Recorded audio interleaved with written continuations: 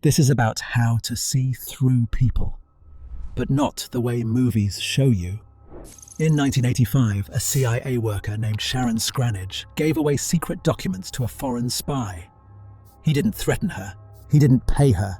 He made her need him. When investigators asked why she did it, she said one word: puppet. And by the end of this video, you'll realize something scary. You're being controlled too. You just don't know who's doing it. The real weapon isn't a gun. It's their mind. They learn to read people, find their weaknesses, and get what they want without anyone knowing. By the end, you'll learn how CIA agents split their mind into different parts and why you've been doing the same thing since you were a kid. The exact tricks they use to get secrets without asking direct questions. Why the thing protecting you is also destroying who you really are. But before I explain how it all works, I need to prove this is about you, not just spies. So let me show you something. Try this right now. It'll take 30 seconds. Next conversation you have with your partner, friend, or co-worker, try to stop watching yourself. Stop managing what you say. Stop scanning their face for signs they approve or disapprove. Stop tracking which topics make them interested or bored. Stop preparing your next sentence while they're talking. Stop choosing which version of yourself to show. Just be there, real, unguarded. You'll notice two things instantly. First, it feels terrifying, like you're about to say something awful. Like if you stop controlling things for even 30 seconds, they'll see who you really are, and they'll be disgusted, or bored, or they'll leave. Second, you can't keep doing it. Within seconds, sometimes mid-sentence, you're back to watching yourself. The monitoring starts again. The performance continues, because it's been protecting you so long that turning it off feels like taking off armor in a war zone. That feeling you just had? That's what I'm going to explain.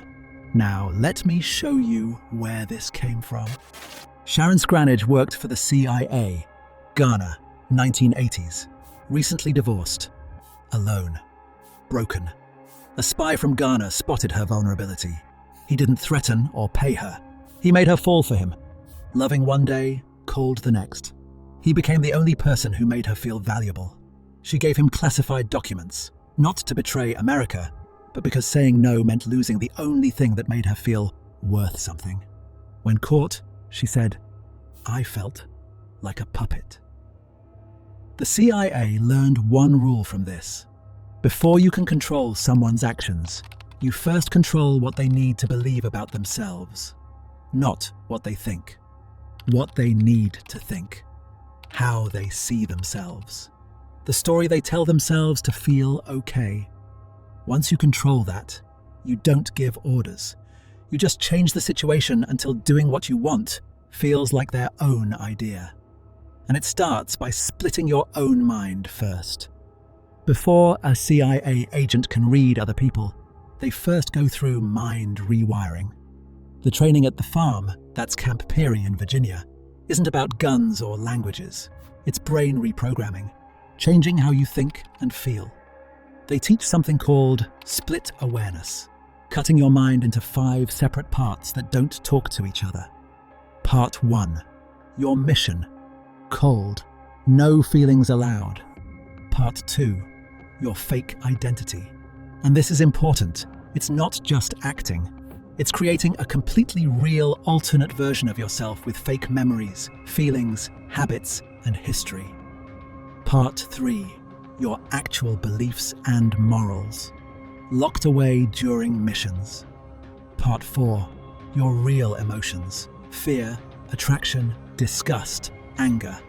The system watches these but doesn't act on them. Part 5, the watcher. This is the key. The part of your mind that watches all the other parts. It keeps score, looks for danger, and it never sleeps. After months of training, agents describe a big change. They stop living life and start watching themselves live life. Let me show you what this looks like. You walk into a coffee shop. A normal person sees people drinking coffee, someone reading a paper, a couple talking quietly. The trained agent sees 3 exits.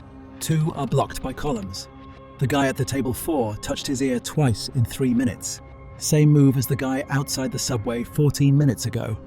Might be a team following me. The woman at the counter looked at me 0.3 seconds too long. Does she recognize me? The barista is left-handed, so if he has a hidden weapon, it'll come from that side. This is called condition yellow. Calm, but totally aware. Most people live in condition white, unaware, just reacting, trusting what they see.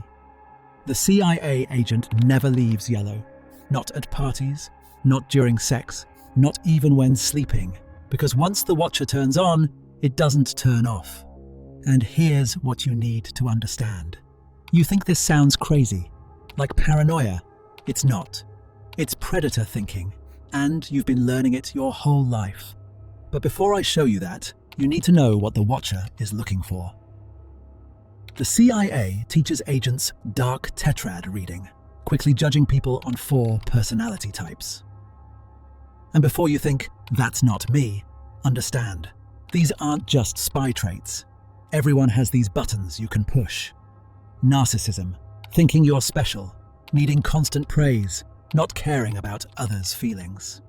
Machiavellianism, cynical, manipulative, seeing all relationships as trades. Psychopathy, impulsive, cold, no guilt, takes big risks, shallow emotions. Paranoia, always on guard, assumes people are out to get you, trusts nobody. Watch how this works. You meet someone at a business event, a manager. Within 10 minutes, high narcissism. He drops names constantly, interrupts people, makes everything about his wins. Medium Machiavellianism. He looks around the room before choosing where to stand. He figures out who has power before deciding who to talk to. Low psychopathy. He genuinely cares when talking about his family. Low paranoia. He's too comfortable. Shares too much. Translation: this guy wants praise his company won't give him. He thinks he's smarter than everyone. He plans things but has emotions. And he trusts too easily. So you don't attack him. You make him feel special. Your analysis of those numbers was the only one that made sense. I honestly don't get why the bosses didn't listen to you. You just pressed his weak spot, thinking he's a genius nobody appreciates. For narcissists, praise is like a drug. They get addicted. He'll keep coming back to you, and every time you get more from him. Not by asking, by fake friendship. And now I'll show you the exact tricks to do this. CIA agents never ask direct questions. They use extraction talking, conversations that feel normal but work like interrogation.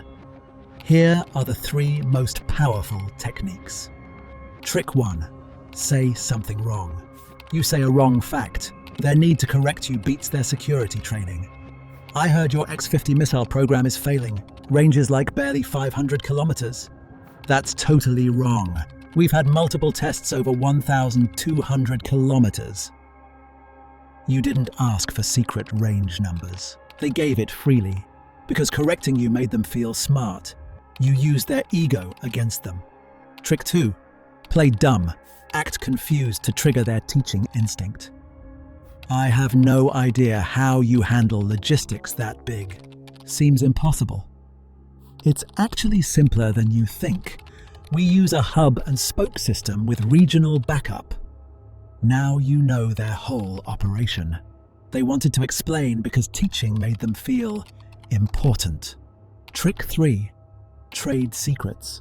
Share a fake secret to create debt. Just between us, my company is buying Tech Corp. Don't tell anyone. Interesting timing.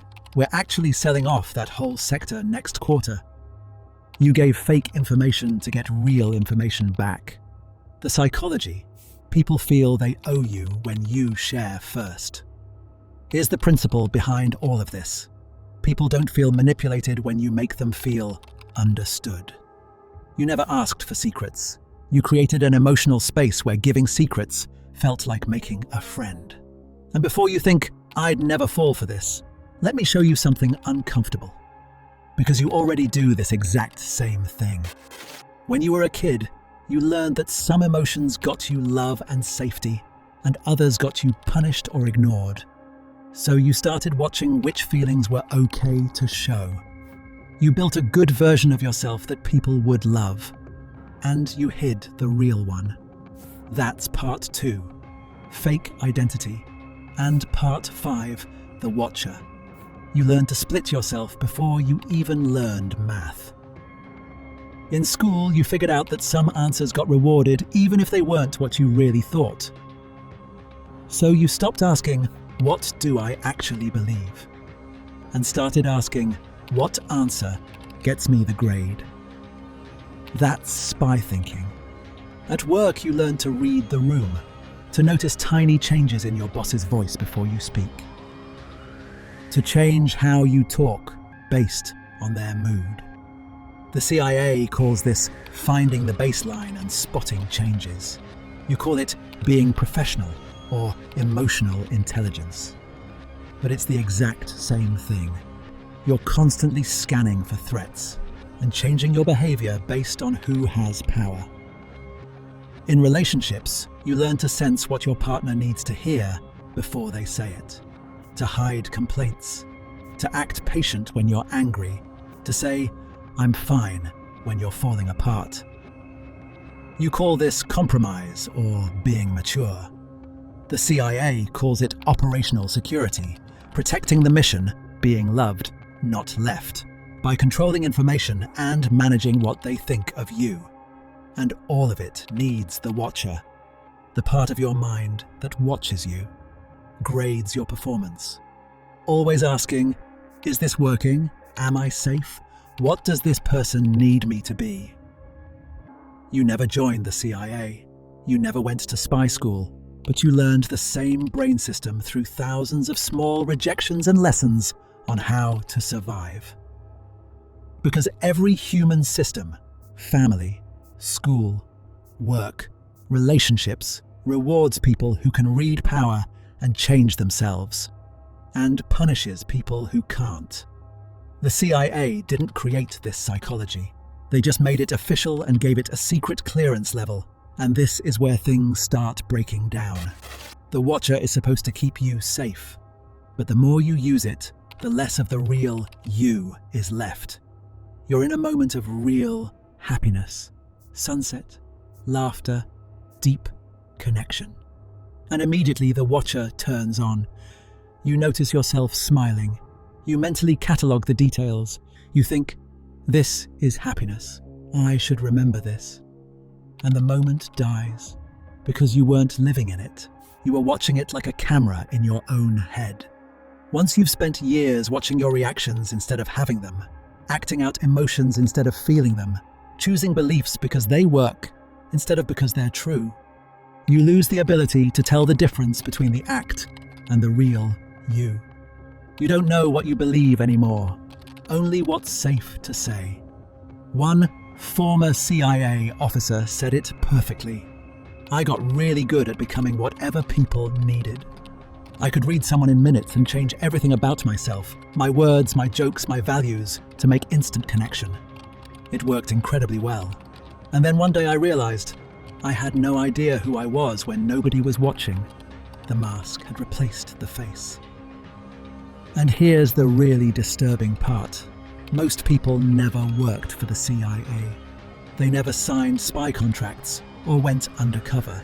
They just learned the same psychology through childhood trauma, social rejection, work survival, and relationship maintenance. The system is already installed, already running. You just didn't know it had a manual and a classification level. You don't think like a CIA officer because you studied secret manuals or went through months of training. You think like one because you learned, through thousands of small hurts, social punishments, and survival lessons, that being easy to read, easy to control, and emotionally safe is the price you pay to not be abandoned by every system you've ever needed to survive in. The CIA didn't invent splitting your mind, extraction talking, the Watcher, or using people's weaknesses against them. They just turned into a paid professional job what you've been doing every single day since you were old enough to learn that some versions of you were acceptable and others had to stay hidden to survive. The CIA didn't create this system. They just learned to use what was already there.